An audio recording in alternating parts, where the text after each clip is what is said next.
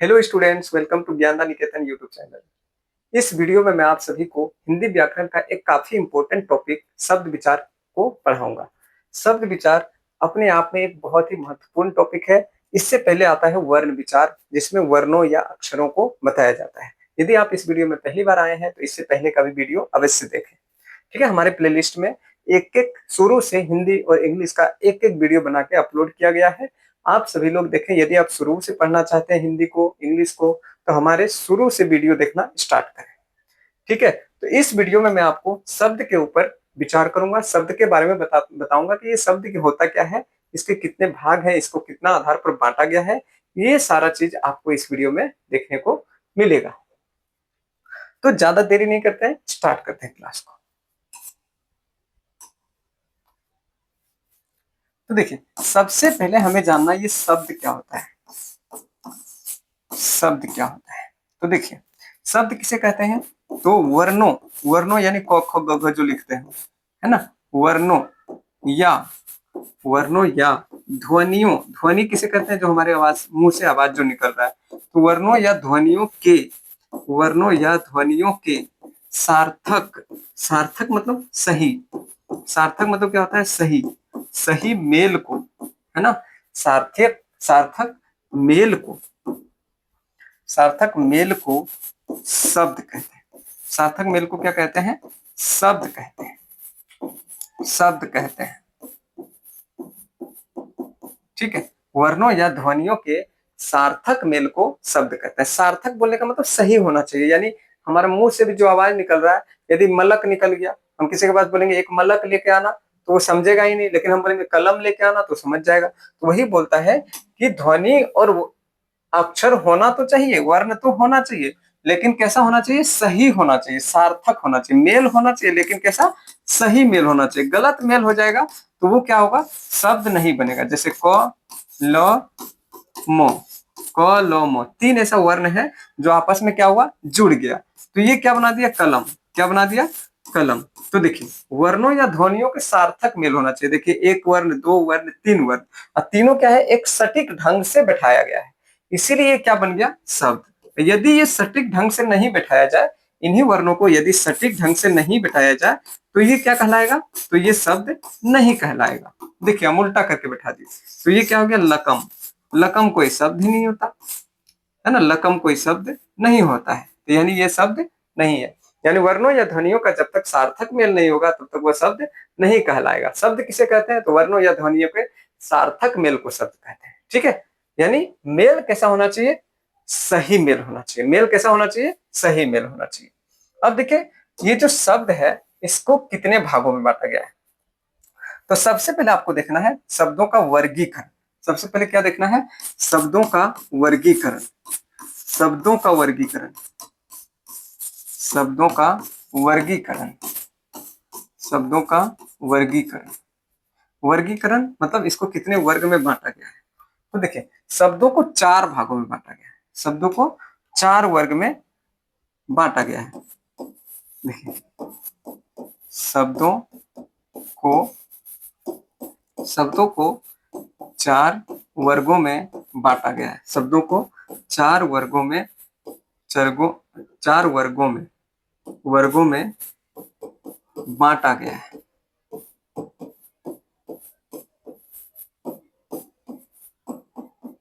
क्या किया गया है, शब्दों को क्या किया गया है, चार वर्गों में बांट दिया गया है। चार वर्ग में, कुल चार वर्ग में बांट दिया गया है। ठीक है, पहला पहला जो वर्ग है वो कौन सा है, तो रचना के आधार पर। पहला वर्ग है रचना के आधार पर। पहला, पहला क्या है, रचना के आधार पर। पहला है रचना के आधार पर, रचना के आधार पर। दूसरा, एक सेकंड गाइस, पहला जो है अर्थ के आधार पर है। पहला किसके आधार पर है, अर्थ के आधार पर है, सॉरी, अर्थ के आधार पर। दूसरा है रचना के आधार पर। उल्टा पुल्टा भी लिख सकते हैं, कोई दिक्कत नहीं है, लेकिन लिखने का जो तरीका होता है ये होना चाहिए, रचना के आधार पर, आधार। ठीक है, पहला क्या होता है, अर्थ के आधार पर। दूसरा होता है रचना के आधार पर। तीसरा होता है, देखिए, प्रयोग के आधार पर। तीसरा होता है प्रयोग के आधार पर, प्रयोग के प्रयोग के आधार पर, ठीक है। तीसरा है प्रयोग के आधार पर, और चौथा क्या होता है, चौथा होता है उत्पत्ति के आधार पर। शब्दों का जो वर्गीकरण किया गया है, चौथा कौन सा आधार पर, तो उत्पत्ति के आधार पर, उत्पत्ति के आधार पर। यानी शब्दों का वर्गीकरण 4 आधार पर किया गया है। पहला अर्थ के आधार पर, दूसरा रचना के आधार पर, तीसरा प्रयोग के आधार पर, और चौथा उत्पत्ति के आधार पर। यानी शब्दों का वर्गीकरण 4 आधार पर किया गया है, ठीक है, 4 आधार पर किया गया है। अब सबसे पहले देखिए जो है वो है अर्थ के आधार पर। तो सबसे पहले आपको जानना है कि अर्थ के आधार पर शब्द के कितने भेद हैं, अर्थ के आधार पर शब्द के कितने भेद हैं। तो देखिए अर्थ के आधार पर, देखिए आप जो नोट्स बनाते हैं ना ऐसे ही बनाइए जैसे हम लिख रहे हैं। ब्लू और ब्लैक पेन का यूज करके, ब्लू और ब्लैक पेन का यूज करके एकदम सेम ऐसे ही बनाइए नोट्स। आधार पर शब्द के, शब्दों के भेद, अर्थ के आधार पर शब्दों के भेद।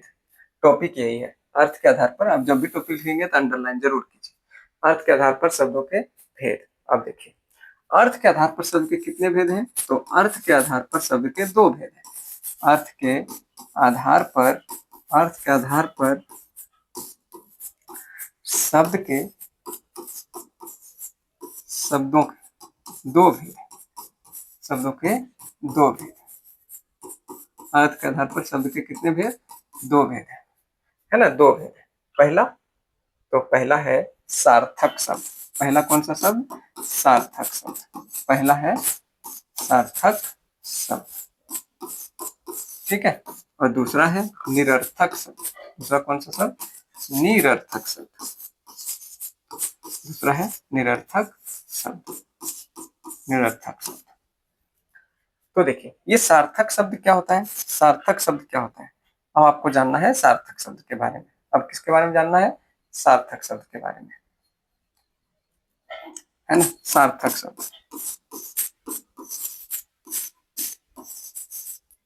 सार्थक शब्द। देखिए ये सार्थक शब्द क्या होता है ना। अर्थ के आधार पर शब्द के कितने भेद, 2 भेद। पहला सार्थक और दूसरा निरर्थक। पहला सार्थक, दूसरा निरर्थक। वैसा शब्द, वैसा शब्द जिसका, जिसका विखंडन करने पर, जिसका विखंडन करने पर उसका अर्थ निकले, उसका अपना अर्थ हो, उसका अपना अर्थ हो। वैसा शब्द जिसका विखंडन करने पर, यानी शब्द को यदि तोड़ दिया जाए तो भी उसका क्या होता है, अपना अर्थ निकलता है। वैसे ही शब्द को क्या कहा जाता है, सार्थक शब्द, है ना, जिसका कोई ना कोई अपना अर्थ निकलता है।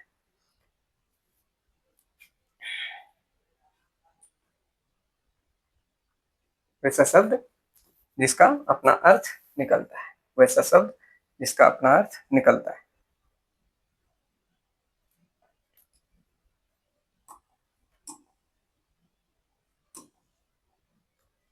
देखिए एक होता है सार्थक शब्द, एक होता है रूढ़ि शब्द। इसमें एक चीज और याद रखिए कि इसमें विखंडन हटा दीजिए।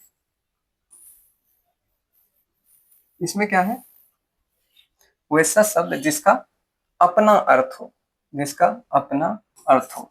एक सेकंड, वैसा शब्द जिसका अपना अर्थ हो, अपना अर्थ, अपना, सॉरी सॉरी सॉरी गाइस, अपना अर्थ हो। यानी वैसा शब्द जिसका अपना अर्थ हो, यानी जिसे पढ़ के आपको लगे कोई ना कोई अर्थ निकल रहा है।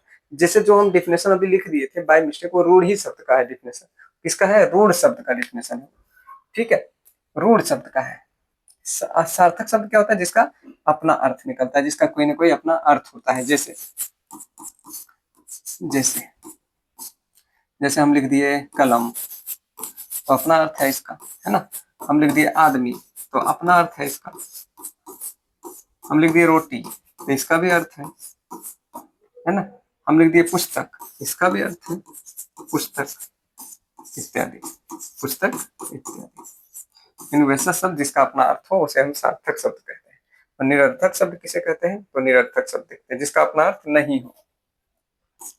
देखिए निरर्थक शब्द, निरर्थक शब्द, निरर्थक शब्द है ना। सार्थक शब्द किसे कहते हैं? तो जिसका अपना अर्थ होता है उसे हम सार्थक शब्द कहते हैं। और निरर्थक शब्द क्या होता है? जिसका अपना अर्थ नहीं होता है।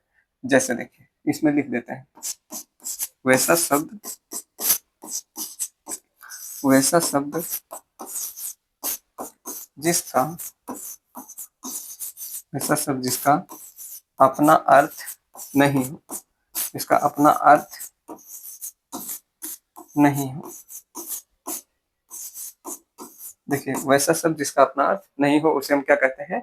निरर्थक शब्द कहते हैं। उसे क्या कहते हैं? निरर्थक शब्द। जैसे देखिए, जैसे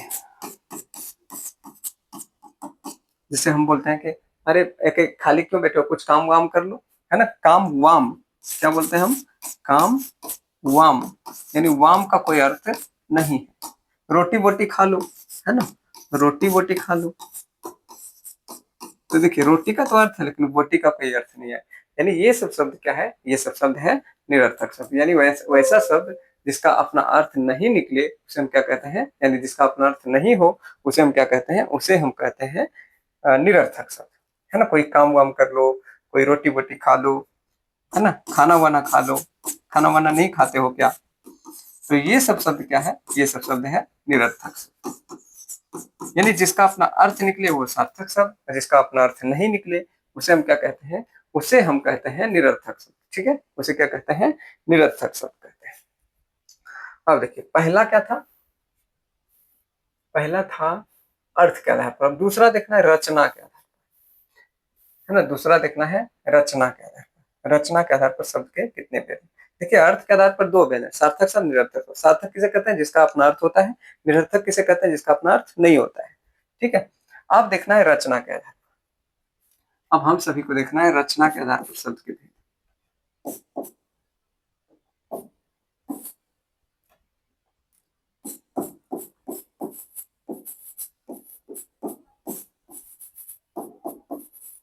रचना के आधार पर शब्द के भेद। रचना के आधार पर शब्द के भेद। रचना के आधार पर शब्द के भेद।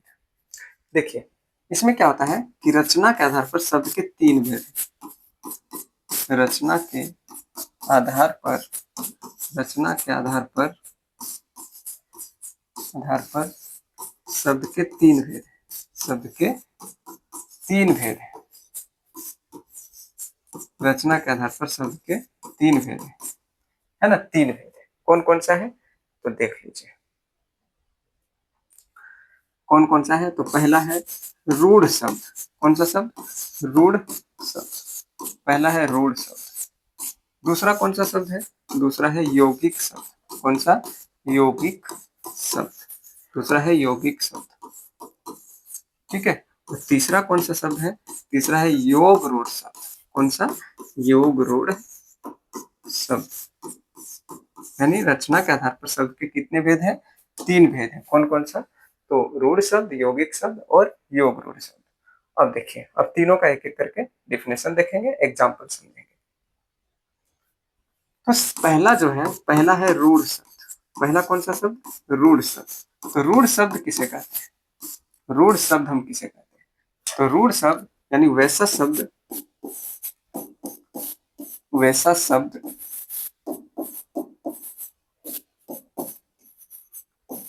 जिसका अपना अर्थ होता है।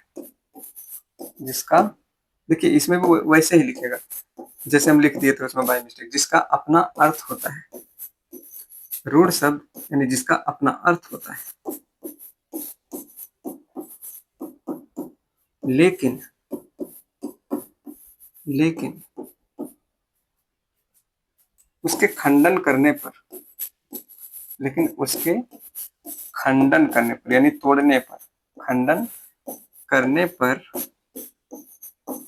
करने पर वह अर्थहीन हो जाता है। वह क्या हो जाता है? अर्थहीन हो जाता है। अर्थहीन हो जाता है, हो जाता है। उसे उसे रूढ़ शब्द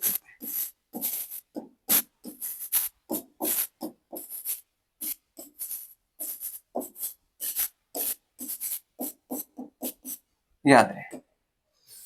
यानी रचना के आधार पर शब्द के कितने भेद? 3 भेद। कौन कौन सा? रूढ़, यौगिक, योग रूढ़। ठीक है, रूढ़, यौगिक, योग रूढ़। तो रूढ़ शब्द कौन सा होता है? तो वैसा शब्द जिसका अपना अर्थ होता है, यानी अपना तो अर्थ होता है, कलम और कलम अपना अर्थ है, लेकिन कलम को यदि तोड़ दें तो कोई अर्थ ना निकले, है ना। पढ़ाई, पढ़ाई में पढ़, मतलब कुछ भी अगर उसको हम तोड़ दे तो अपना अर्थ नहीं निकले। अगर अर्थ निकल रहा है तो वो रूढ़ शब्द नहीं कहलाएगा। यदि अर्थ निकल रहा है, अर्थहीन होना चाहिए, अर्थहीन होगा तभी वो क्या कहलाएगा? रूढ़ शब्द। जैसे जैसे हम लिख दिए आदमी, आदमी। अब इसको अगर खंडन करेंगे तो इसका अपना अर्थ नहीं निकलेगा। हम लिख दिए पतंग। देखिए इन सभी का अपना तो अर्थ है, अपना तो अर्थ है, लेकिन इसका अगर हम खंडन कर दें तो इसका कोई अर्थ नहीं निकलेगा, कोई भी अर्थ इसका नहीं निकलेगा। इसका यदि हम खंडन एक एक वर्ण को तोड़ फोड़ दें तो कोई भी अर्थ नहीं निकलेगा। ठीक है, यानी वैसा शब्द जिसका खंडन करने पर कोई अर्थ ना निकले उसे क्या कहते हैं? रूढ़ शब्द। डायरेक्ट ये भी बोल सकते हैं, वैसा शब्द जिसका खंडन करने पर कोई अर्थ ना निकले उसे हम क्या कहते हैं? रूढ़ शब्द। इस तरह से भी आप बोल सकते हैं, कोई दिक्कत नहीं है। दूसरा जो शब्द है वो है यौगिक शब्द। दूसरा कौन सा शब्द है? यौगिक शब्द। यौगिक शब्द दूसरा जो है वो है यौगिक शब्द। कौन सा शब्द है? यौगिक शब्द। ठीक है, दूसरा है यौगिक शब्द। यौगिक शब्द, यौगिक शब्द किसे कहते हैं? तो वैसा शब्द, यौगिक शब्द किसे कहते हैं? तो वैसा शब्द जिसके खंडन करने पर, वैसा शब्द जिसके खंडन करने पर, जिसके खंडन करने पर, खंडन करने पर उसका उसका अर्थ निकले, उसका अर्थ निकले। यानी वैसा शब्द जिसका खंडन करने पर उसका अर्थ निकले, है ना, उसे यौगिक शब्द कहते हैं। वैसे उसे क्या कहते हैं? यौगिक शब्द कहते हैं। यौगिक शब्द कहते हैं। उसे क्या कहते हैं? यौगिक शब्द। उसे यौगिक शब्द कहते हैं। यानी वैसा शब्द जिसका खंडन करने पर उसका अपना अर्थ निकलता है उसे हम क्या कहते हैं? यौगिक शब्द कहते हैं। जैसे जैसे विद्यालय, जैसे विद्यालय, है ना। और जब विद्यालय का आप खंडन करेंगे, देखिए जब आप विद्यालय का खंडन करेंगे तो इसका अपना अर्थ निकल जाएगा। देख लीजिएगा, विद्यालय का खंडन कीजिए तो विद्या, है ना, धन, विद्या धन आलय। अब देखिए इसको हम खंडन कर दिए, विद्यालय को हम खंडन कर दिए तो विद्या का अपना अर्थ है, विद्या मतलब विद्या, है ना, विद्या का मतलब विद्या और आलय का मतलब घर। देखिए दोनों का अपना अपना अर्थ निकल गया, है ना। यानी वैसा शब्द जिसका खंडन करने पर उसका अपना अर्थ निकलता है उसे हम क्या कहते हैं? उसे हम कहते हैं यौगिक शब्द। तीसरा जो शब्द है, तीसरा शब्द है योग रूढ़ शब्द।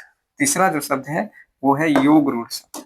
ठीक है, तीसरा शब्द है योग रूढ़ शब्द। देख लीजिए, योग रूढ़ शब्द।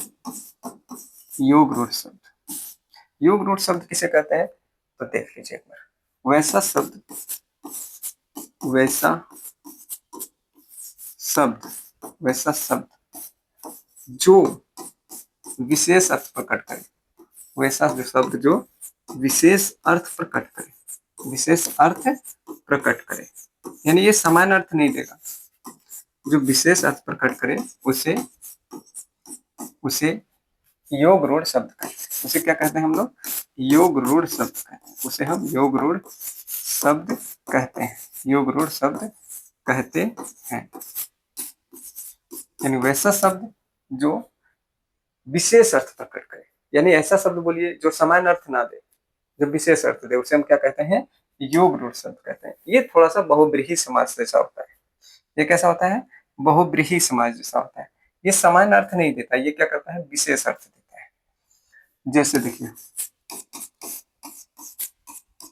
जैसे हम लिख दिए पंकज, तो पंकज क्या होता है, पंकज मतलब कमल, जलज, है ना, यानी कीचड़ में जन्म लेने वाला। ये क्या होता है, कीचड़ में जन्म लेने वाला, कीचड़ में जन्म लेने वाला, यानी इसको हम कमल कह सकते हैं, जलज कह सकते हैं। यानी लिखे तो पंकज, लेकिन अर्थ क्या दे रहे हैं, कमल। उसी तरह से यदि हम लिख दें लंबोदर, तो बोलने का तो लंबोदर बोल रहे हैं, लेकिन बात किसकी हो रही है, तो भगवान गणेश की। किसकी बात हो रही है, भगवान गणेश की बात हो रही है। तो देखिए, रूढ़ शब्द क्या होता है, रूढ़ शब्द जिसका अपना अर्थ होता है, लेकिन उसका विखंडन यदि कर दिया जाए, खंडन कर दिया जाए, तो उसका कोई भी अर्थ नहीं निकलेगा, उसे क्या कहते हैं, रूढ़ शब्द। यौगिक शब्द जिसका अपना भी अर्थ होता है, और उसे यदि उसे तोड़ दिया जाए तो भी अर्थ निकल जाता है, तो उसे क्या कहते हैं, यौगिक शब्द। और योग रूढ़ शब्द किसे कहते हैं, तो जिसका जो विशेष अर्थ दे, मतलब सामान्य अर्थ नहीं दे, वैसा शब्द जो विशेष अर्थ धारण करे, उसे हम क्या कहते हैं, उसे हम योग रूढ़ शब्द कहते हैं। तो आई होप कि आपको एक एक पॉइंट बहुत अच्छे से क्लियर हो गया होगा। इसके बाद हम आपको शब्द का जो भी अगला भाग है वो सारा चीज बताऊंगा, ठीक है, क्योंकि शब्द विचार थोड़ा सा लंबा टॉपिक होता है, लेंदी टॉपिक होता है, एक वीडियो में पॉसिबल नहीं है। तो मिलते हैं किसी नेक्स्ट वीडियो में, तब तक के लिए बाय बाय।